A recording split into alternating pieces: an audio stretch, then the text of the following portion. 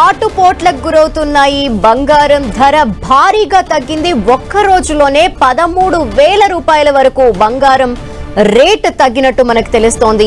So 24 గంటల వ్యవధిలో ఏకంగా తులం బంగారం 7,000 తగ్గగా ఇప్పుడు లేటెస్ట్ గా మనకు తెలుస్తున్న దాని ప్రకారం ఓవరాల్ గా 13,000 వరకు తగ్గింది. దీంతో ఇప్పటికే భారీగా పెరిగిన గోల్డ్ రేట్ ధరల్ని కరెక్షన్ దిశగా వెళ్తున్నాయని అర్థమవుతోంది.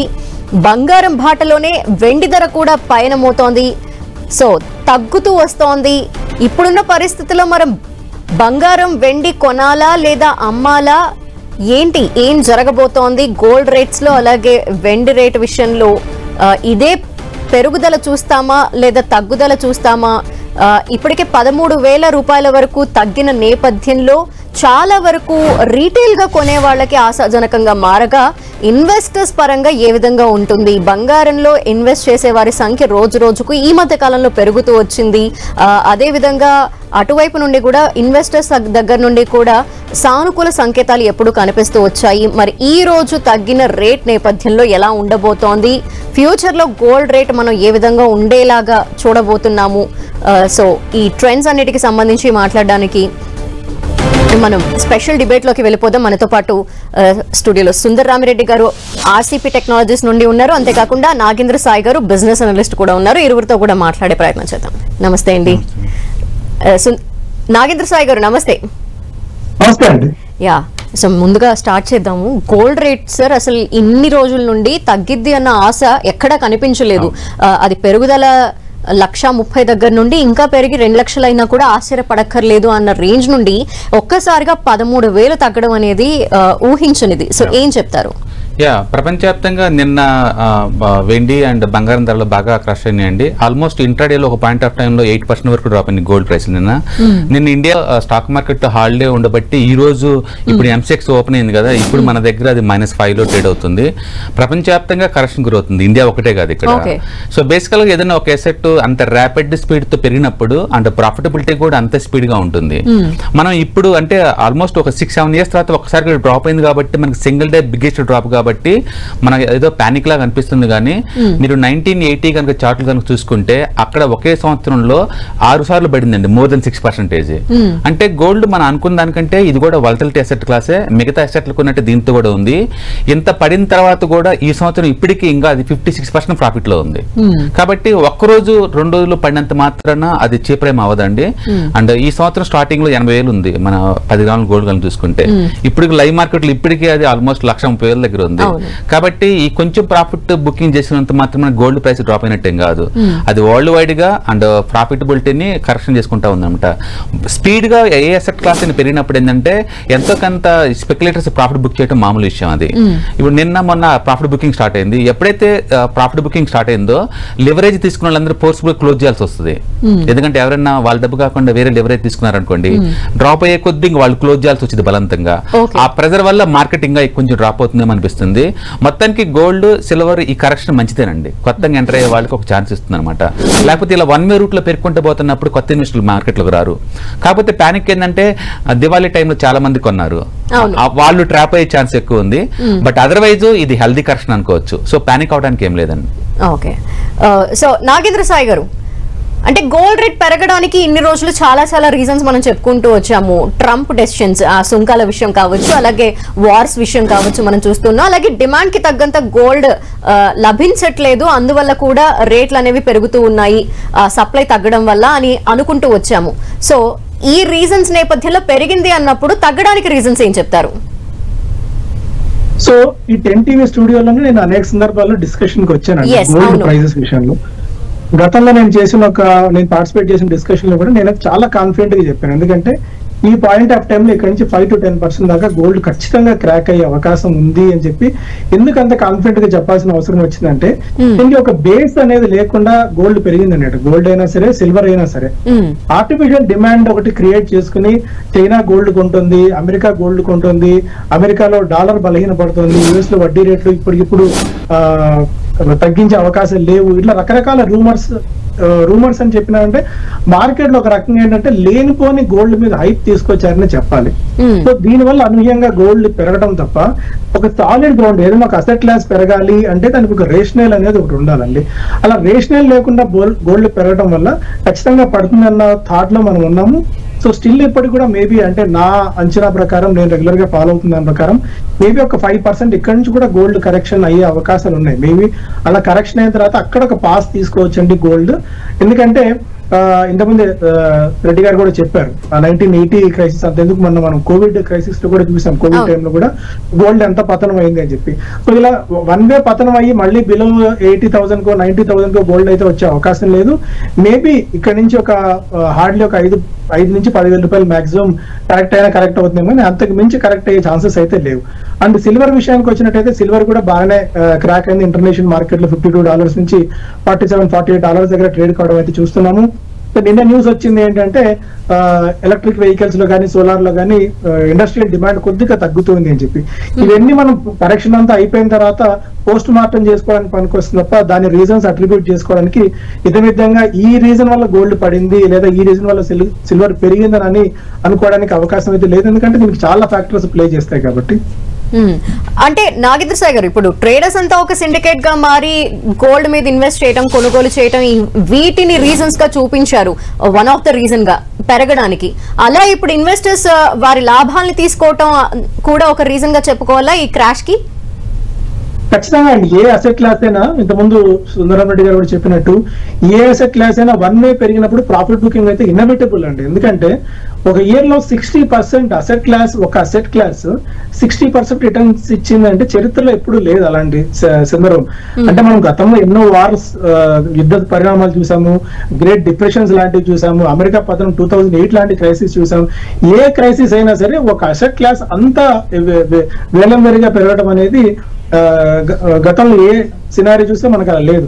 అందువల్ల ఎలా అయితే గ్రౌండ్ లేకుండా పెరిగిందో అదే స్థాయిలో కరెక్షన్ కూడా మనం గోల్డ్ లో చూస్తామండి. అయితే ట్రేడర్స్ సిండికేట్ అయ్యి చేయడం అనేది అది కొద్దిగా అంటే కష్టమైన పని. ఎందుకంటే ప్రపంచవ్యాప్తంగా అందరూ ట్రేడ్ చేస్తుంటారు కాబట్టి ఒక ట్రేడ్ సిండికేట్ అయ్యి చేయడం అనేది ఒక దేశంతో కూడుకున్న పని అయితే కాదు. బట్ డిమాండ్ అండ్ సప్లై ఆధారంగా డిమాండ్ బాగా పెరుగుతూ సప్లై క్రంచ్ ఉంది అండ్ చైనా బాగా కొంటుంది, most of the reserve banks అని కూడా కొంటున్నాయి కాబట్టి గోల్డ్ పెరిగిందని ఒక థియరీ అయితే ఉండేది. బట్ సమ్హౌ ఈ థియరీస్ అన్ని పక్కన పెట్టి గోల్డ్ ఇవాళ క్రాష్ అయింది కాబట్టి మేబీ ఇంకొద్ది కరెక్షన్ కూడా గోల్డ్ ఉండే ఛాన్సెస్ ఉన్నాయండి. ఎందుకంటే థియరీస్ అన్ని కూడా తప్పు అని చెప్పి ఈ కరెక్షన్ అయితే ప్రూవ్ చేస్తుంది. ఓకే.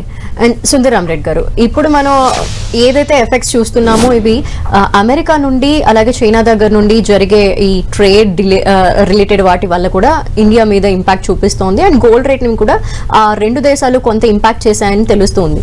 అండ్ మనం చూస్తే చైనా గోల్డ్ ని నిధుల్ని పెంచుకుంటుంది, ఇది కూడా వన్ ఆఫ్ ద రీజన్ గా చెప్పారు. సో ఇప్పుడు చైనా అమ్మబోతోంది, ఇది కూడా వన్ ఆఫ్ ద రీజన్ తగ్గడానికి, క్రాష్ అవ్వడానికి అని అంటున్నారు. దీంట్లో ఎంతవరకు నిజం ఉందంటారు? అంటే చైనా వాళ్ళు అమ్ముతున్నారు అని చెప్పిన సైంటిఫిక్ ఎవిడెన్స్ ఏం లేదండి. బేసికల్ గా మనం ఒక 1 వీక్ బ్యాక్ తో పోల్చుకున్నప్పుడు వరల్డ్ వైడ్ గా ఉన్న కండిషన్స్ ఇప్పుడు కొంచెం లిటిల్ బిట్ ఇంప్రూవ్ అయిందని మనం అనుకోవచ్చు.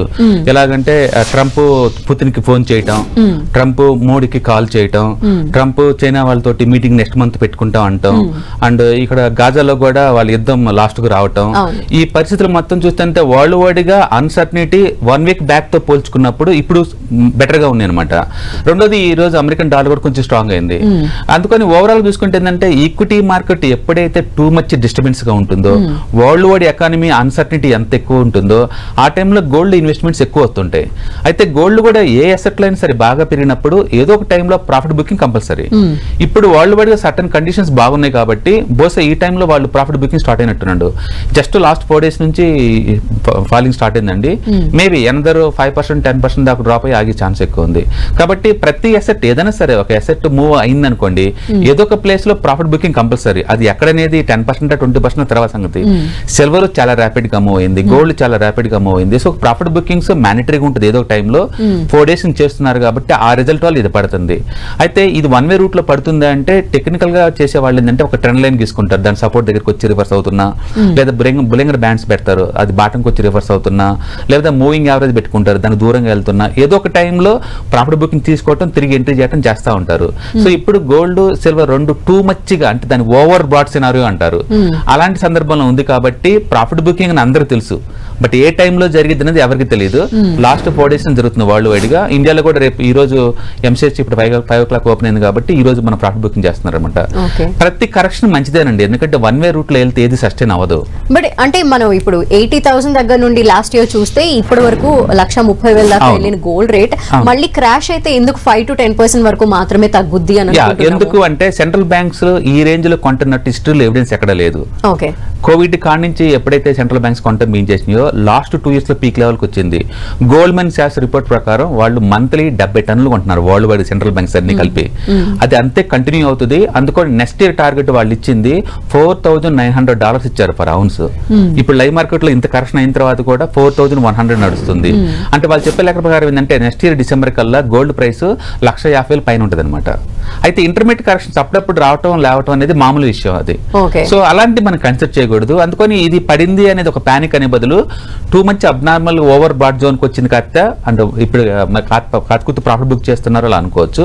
కాబట్టి సివియారిటీ ఎక్కువ ఉంది కాబట్టి అండ్ ట్రేడర్స్ భయపడతా ఉంటారు. ఎప్పుడైనా ఏదైనా మార్కెట్ టూ మచ్ గా మూవ్ అయినప్పుడు ప్రాఫిట్ బుకింగ్ కూడా అంతే సివియర్ గా ఉంటుంది. అందుకని ఎవరైతే +2 ఎంజాయ్ చేసుకుంటూ పోతుంటారో ఇప్పుడు +-3 కూడా టాలరేట్ చేసుకునేలాగా ఉండాలి. ఏదైనా సింగిల్ అసెట్ క్లాస్ లో టూ మచ్ గా లివరేజ్ గా పెట్టే వాళ్ళకి ఎప్పుడు పెయిన్ ఉంటుందండి. టూ మచ్ ఒకే అసెట్ క్లాస్ లో దాని బదులు మల్టిపుల్ అసెట్ క్లాస్ లో పెట్టారనుకోండి, కొంత ఈక్విటీ, కొంత డెట్, కొంత రియల్ ఎస్టేట్, కొంత ఇది, వాళ్ళకి ఇంత పెయిన్ ఉండదు, ఇంత గెయిన్ ఉండదు అనమాట. అందుకని మనం మార్కెట్ లోకి వచ్చినప్పుడే డిసైడ్ చేసుకోవాలి ఏ అసెట్ క్లాస్ కి ఎంత ఇంపార్టెన్స్ ఇవ్వాలనేది. మనకేమి తెలియనప్పుడు మల్టీ అసెట్ అలొకేషన్ ఫండ్స్ ఉంటాయి, అవి తీసుకోవడం వల్ల మనకి ఇదంతా పట్టించుకునే పని లేదు, ఎక్స్పర్ట్స్ హ్యాండిల్ చేస్తారు కాబట్టి మనం ఏదైనా సింగిల్ అసెట్ మీద ఫోకస్ చేస్తే అది ఈక్విటీ కావచ్చు, రియల్ ఎస్టేట్ కావచ్చు, గోల్డ్ కావచ్చు, టూ మచ్ గా మూవ్ అవటం, ఎంతో కొంత కరెక్షన్ గురవటం, మళ్ళీ సైడ్ వేకి వెళ్ళిపోవటం, మళ్ళీ టూ మచ్ గా మూవ్ అవటం అనేది హిస్టరీలో పదే రిపీట్ అవుతా ఉంటుంది. ఇప్పుడు కూడా అది రిపీట్ అవుతా ఉంటుంది. కాబట్టి మనం ఉన్న సినారియో పానిక్ సినారియో అంటే 60% పెరిగింది, ఒక 10% పెడితే పానిక్ ఎక్కడ ఉందండి అక్కడ. అది పట్టం అనేది కరెక్షన్ కరెక్ట్, అది కొత్త వాళ్ళకి ఛాన్స్ ఇస్తుంది అంటే పాత వాళ్ళకి ప్రాఫిట్ బుకింగ్ ఛాన్స్ ఇస్తుంది అంతే. మనం ఒక 1 week పోయిన తర్వాత చార్ట్లు పెట్టేసి అప్పుడు డిసైడ్ చేయొచ్చు మార్కెట్ నెక్స్ట్ డైరెక్షన్ ఎటు అనేది. ఒకప్పుడు లేనిది ఇప్పుడు ఉన్నది ఏంటంటే గోల్డ్ కొన్న స్ట్రెంత్ సెంట్రల్ బ్యాంక్స్ ఇన్వాల్వ్ అయినాయి. వాళ్ళు కొంటమే తప్ప అమ్మటాలు ఉండవు అంత ఈజీగా, ఎందుకంటే వాళ్ళకి నెసరీ లేదు కాబట్టి. అందుకని ట్రేడర్స్ మేబీ ప్రాఫిట్ బుక్ చేస్తున్నట్టున్నారు టెంపరీగా, దానివల్ల పడుతుంది. కాబట్టి 8% సింగిల్ డే అనేది అది పానిక్ ఇష్యూ అనమాట. అది ఇండియాలో దివాళీ తర్వాత అనేది ఇంకొంచెం పానిక్ ఇండియన్స్ కి. బట్ వరల్డ్ వైడ్ గా ఆ రేంజ్ లో మూవ్ అయిన ప్రతి అసెట్ ట్రేడింగ్ పాయింట్ ఆఫ్ లో అయితే ఖచ్చితంగా కరెక్షన్ అవుతాయి. ఓకే. అండ్ నాగేంద్ర సాయి గారు, ఆల్టర్నేట్ అసెట్ గా మనం సిల్వర్ ని కూడా చూసాము, కొన్ని రోజుల నుండి పెరుగుతూ వస్తోంది. రీసెంట్ డేస్ లో తగ్గినప్పటికీ కూడా గోల్డ్ తర్వాత ఖచ్చితంగా వెండిని ఒక ఆల్టర్నేట్ ఆప్షన్ గా చూసుకుంటూ వచ్చాము. సో ఇదే చేంజెస్, ఇదే క్రాష్ సిల్వర్ లో కూడా చూడొచ్చు అంటారా లేదా పెరిగిద్దంటారా? సేమ్ రెండు ప్యారలల్ లైన్స్, ఒక ట్రైన్ కి ఎలా అయితే రెండు పట్టాలు ఉంటాయో ప్యారలల్ గా గోల్డ్ అండ్ సిల్వర్ అలాగే మూవ్ అవుతూ వస్తూ ఉంటాయండి.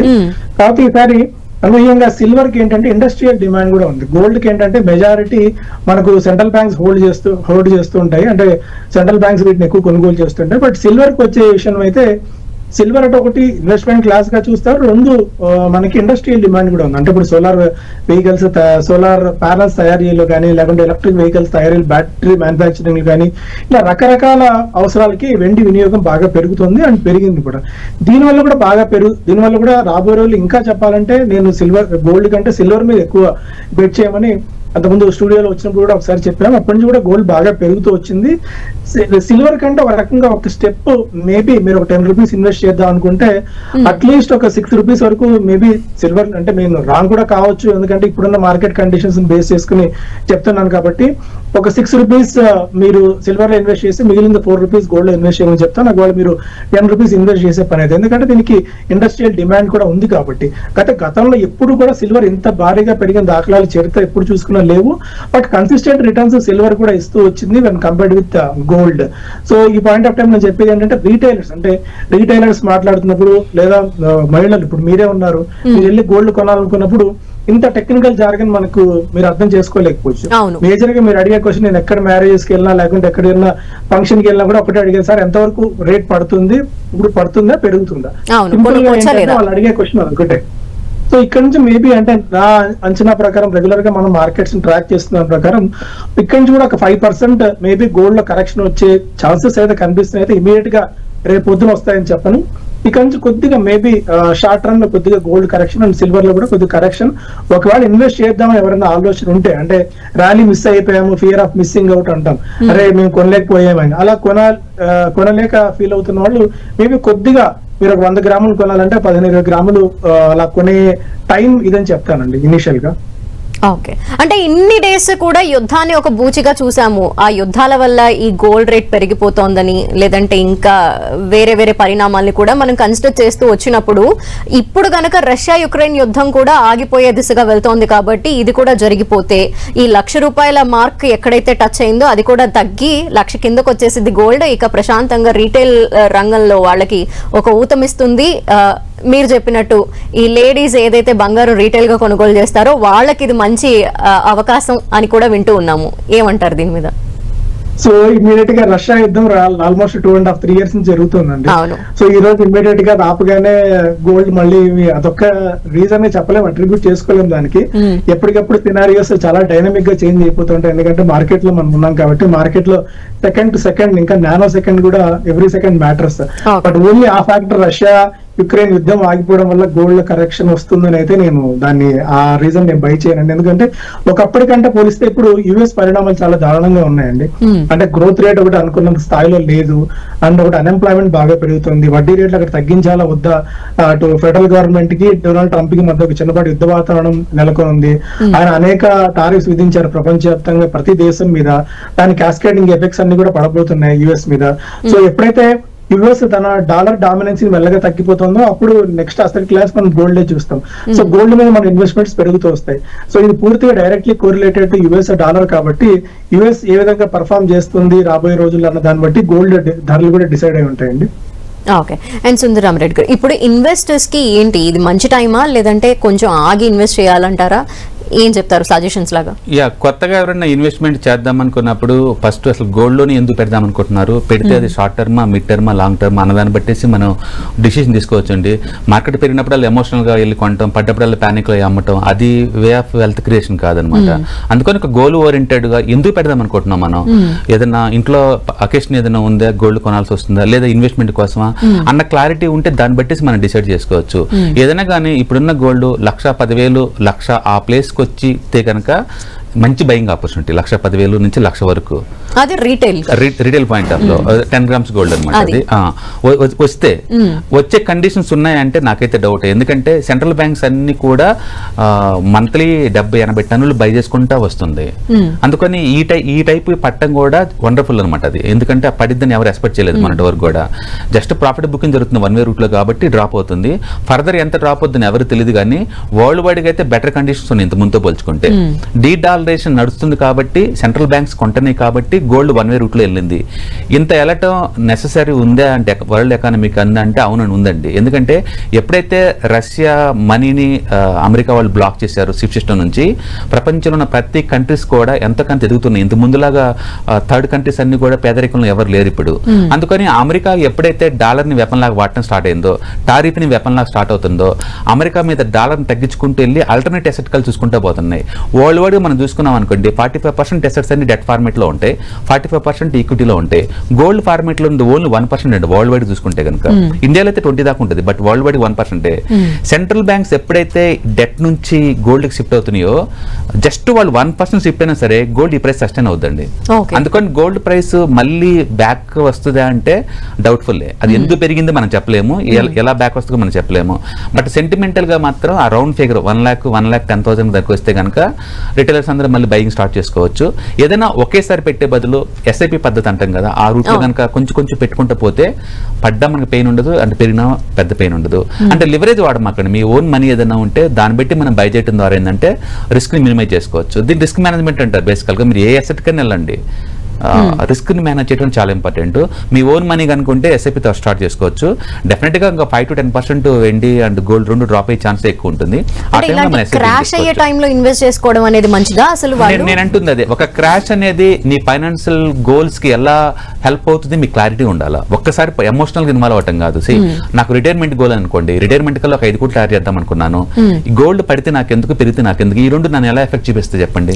నాకు ఎవ్రీ మంత్ 5,000 మిగులుతుంది, ఈ డబ్బులు తీసుకెళ్ళి నేను మల్టీ అసెట్ అలొకేషన్ ఫండ్స్ లోను ఈక్విటీలోను గోల్డ్ లోన్ పెడతాను అనుకోండి, దీనివల్ల ఇది పడినందుకు ఒక డిస్కౌంట్ లో వస్తుంది, నాకు ఒక 1000 రూపాయలు డిస్కౌంట్ వచ్చింది అంతే. ఒకళ్ళు పెరిగినా కూడా ఒక 1000 రూపాయలు డిస్కౌంట్ తగ్గిద్ది అంతే, అంతమించి నాకు ఏం ఎఫెక్ట్ అవ్వను. మనం ఎఫెక్ట్ కాకుండా ఓవరాల్ గోల్స్ రీచ్ అయ్యేలాగా చూసుకుంటే తప్ప ఎమోషనల్ ఇన్వాల్వ్ అవడానికి ఏం లేదు ఇక్కడ. గోల్డ్ అనేది ఒక ఎసెట్ క్లాస్ అండి, ఎవరు 1% పెట్టరు అంటిల్ ఇంట్లో మ్యారేజెస్ ఫంక్షన్ ఇలాంటి ఏదైనా ఉంటే తప్ప. అదర్వైజ్ ఏంటంటే మల్టీ అసెట్ అలొకేషన్ ఫండ్స్ లో మీరు ఫండమెంటల్ అప్ చెప్తారు కాబట్టి వాళ్ళు చూసుకుంటారు వరల్డ్ వైడ్ గా ఏ అసెట్ క్లాస్ ముందు పోతుంది, ఎందులో పెడితే రిస్క్ తక్కువతో రివార్డ్ వస్తుంది అనేది. కాబట్టి అచ్చం గోల్డ్ సిల్వర్ లో పెట్టాలనుకున్న వాళ్ళు ఈ కరెక్షన్స్ మంచిగా చూడండి. ఇంకొక 5 to 10% కనుక పడితే కనుక ఎస్ఐపీలో బిగించేసుకోండి.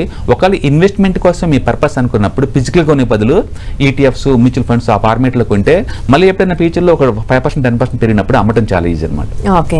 అండ్ నాగేంద్ర సాగర్, ఇప్పుడు యుక్రెయిన్ అలాగే పాకిస్తాన్ లో ఖనిజ నిక్షేపాలని అమెరికా తవ్వే పనిలో పడింది, అందుకు అడుగులు పడుతున్నాయి అని వింటున్నాం. ఇవి కూడా జరిగితే ఈ డిమాండ్ కి తగ్గ సప్లై అనేది జరిగిద్ది, దాని వల్ల ప్రైజెస్ డ్రాప్ అయ్యే అవకాశాలు ఉన్నాయి అని వింటున్నాం. ఎంతవరకు కరెక్ట్ ఇది? ఇవన్నీ థియరీసేనండి, అంతే.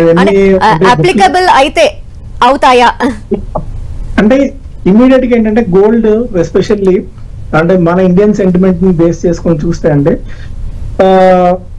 అది ఆ పరిణామాలు ఇప్పుడు తవ్వకం మొదలు పెట్టిన తర్వాత ఆల్మోస్ట్ ఒక $3,000 $3,500 మేర ప్రొడక్షన్ కాస్ట్ మనకు అవుతున్నప్పుడు ఏమైనా దాని నుంచి బెనిఫిట్ అవుతుంది అన్న అంశాలు పక్కన పెట్టాల్సి ఉంటుంది. ఎందుకంటే ఇలాంటి ఫ్యాక్టర్స్ అన్ని చాలా బై చేస్తుంటే మార్కెట్ ఇవేం పెద్దగా పట్టించుకోదండి. అంటే ఇలాంటివి ఇవన్నీ కూడా పోస్ట్ మార్టానికి పనికొస్తాయి. అంటే ఇలా గోల్డ్ పడ్డానికి ఈ రీజన్ కారణం అయిండొచ్చేమని మనం అట్రిబ్యూట్ చేసుకోవడానికి పనికొస్తుంది తప్ప నువ్వు అదొక్కటే రీజన్ అయితే నేను అనుకోను. కాబట్టి గోల్డ్ అని మనం అనుకుంటాం. ఇప్పుడు ఫ్యామిలీ ఉన్నారు అంటే ఎస్పెషల్లీ మీ ఫ్యామిలీ అనుకోవచ్చు, ఇంకా పక్కన ఉన్న ఎవరైనా ఒక ఎంప్లాయీ ఫ్యామిలీలో గోల్డ్ మేజర్ గా కొనే సీజన్ ఎప్పుడు వస్తుంది అంటే రీజన్ ఎప్పుడు వస్తుంది, ఇంట్లో ఏదైనా ఫ్యామిలీ ఫంక్షన్ ఏదో జరిగినప్పుడు మేబీ లైఫ్ లో వన్స్ ఆర్ ట్వైస్ మేజర్ గా బంగారం కొనే ఈవెంట్స్ మనకు ఉంటాయి. ఇలా పెరిగినప్పుడు కానీ పడినప్పుడు కానీ మనం ఎందుకు పానిక్ అవుతాము, ఆర్ఎల్స్ మనం ఎందుకు ఆనందపడతాం అంటే పెరిగినప్పుడు మరి నా దగ్గర ఉన్న అసెట్ క్లాస్ పెరిగిందే అన్న ఒక ఫీల్ తప్ప అది మనకు బుక్స్ లో మాత్రమే కనిపిస్తుంది. నిజంగా ఈ రోజు గోల్డ్ పెరిగితే మనం వెళ్ళి అమ్ముతామా, లేదా ఇవాళ గోల్డ్ పడగానే మనం వెళ్ళి కొంటామా అంటే అలాంటి సినారియోస్ ఏమి ఉండవు. ఊరికే మనకు ఒక మానసికంగా ఆనందం పొందడానికి తప్ప ఈ గోల్డ్ విపరీతంగా విపరీతంగా పెరిగినా ఇప్పుడు ఇవాళ మీకు ఒక 10,000 పడింది అనుకోండి, ఇమీడియట్ గా మీరు వెళ్ళి ఒక 10 లక్షలు పెట్టి గోల్డ్ కొనే పరిస్థితి మెజారిటీ ఆఫ్ ది ఫ్యామిలీస్ లో మనకు ఉండదు. బట్ మనం ట్రేడరా ఆర్ఎల్స్ ఇన్వెస్టరా లేకుంటే మన ఫిజికల్ కన్సంప్షన్ కోసం గోల్డ్ కొనుగోలు చేస్తున్నాం అమ్ముతున్నాం అన్న థాట్ మనకి ఏదైనా క్లారిటీగా మనకు ఉంటే మనం దాన్ని బట్టి మన ఇన్వెస్ట్మెంట్ డెసిషన్స్ తీసుకోవచ్చు. ఇప్పుడే ఆయన కూడా అన్నట్టు ఒకవేళ మీరు గోల్డ్ లో ఇన్వెస్ట్ చేయాలి అంటే ఇన్వెస్ట్మెంట్ ఫిజికల్ గోల్డ్ ఏదైనా జ్యువెలరీ షాప్కి వెళ్ళి గోల్డ్ కొనడం అనేది అది ఇన్వెస్ట్మెంట్ కాదండి. ఎప్పటికి కూడా ఏదైనా మీరు ఈటీఎఫ్ లో కానీ మ్యూచువల్ ఫండ్ రూపంలో కానీ మీరు వెళ్ళి కొంటేనే దాన్ని మాత్రమే ఇన్వెస్ట్మెంట్ అంటాం, కానీ ఫిజికల్ గోల్డ్ లో మీరు ఇన్వెస్ట్మెంట్ అని అనుకోలేము. ఎందుకంటే 15 to 20% స్ట్రైట్ అవే విఏ రూపంలో వాల్యూ అడిషన్ రూపంలో అక్కడే మనకు తీసేస్తారు. దాన్ని మించి రిటర్న్ వచ్చినప్పుడు మాత్రమే మనకు గోల్డ్ ఏదైనా ప్రయోజనం ఉంటుంది. కానీ అందువల్ల మీరు ఇన్వెస్టరా ట్రేడరా లేదంటే ఫిజికల్ కన్సంప్షన్ కోసం గోల్డ్ కొందాం అనుకుంటున్నారు నాకు క్లారిటీ ఉంటే ఈ ధరలు పెరుగుతున్నాయా పడుతున్నాయా అనేది మీకు మేజర్ గా ఇంపాక్ట్ అయ్యే అవకాశాలు ఉంటాయండి. ఓకే, యా, ఓవరాల్ గా ఇప్పుడైతే గోల్డ్ క్రాష్ అనేది ఒక మంచి విషయమే. అంటే జనరల్ గా కొనుక్కునే వాళ్ళు చాలా మంది ఉంటారు, ఎప్పుడెప్పుడు గోల్డ్ రేట్ తగ్గుతుందా అని వెయిట్ చేస్తున్న నేపథ్యంలో ఒక మంచి విషయాన్ని వింటున్నట్టు అనిపిస్తోంది. లెట్స్ సీ అంటే రాబోయే రోజుల్లో ఇంకెంత రాబోతోంది, మీరు చెప్పినట్టు 5 to 10% లేదంటే ఇంకేమన్నా పెను మార్పులు ఏమన్నా చూసి ఇంకేం జరగబోతోంది అనేది. థ్యాంక్ యూ సో మచ్ అండి. Thank you so much Surender Rama Reddy గారు, అలాగే thank you so much Nagendra Sai గారు ఫర్ అనాలిసిస్. సో ఓవరాల్ గా గోల్డ్ రేట్ అయితే ఇప్పుడు ఆటుపోట్లకు గురవుతూ తగ్గుతూ వస్తోంది. ఇదే ట్రెండ్ కొనసాగబోతోందా లేదంటే మళ్ళీ గోల్డ్ రేట్ లో ర్యాలీసే మనం చూడబోతున్నామా రాబోయే రోజుల్లో అయితే లెట్స్ వెయిట్ అండ్ సీ. ఇది ఇవాల్టి స్పెషల్ డిబేట్. చూస్తూనే ఉండండి 10 TV.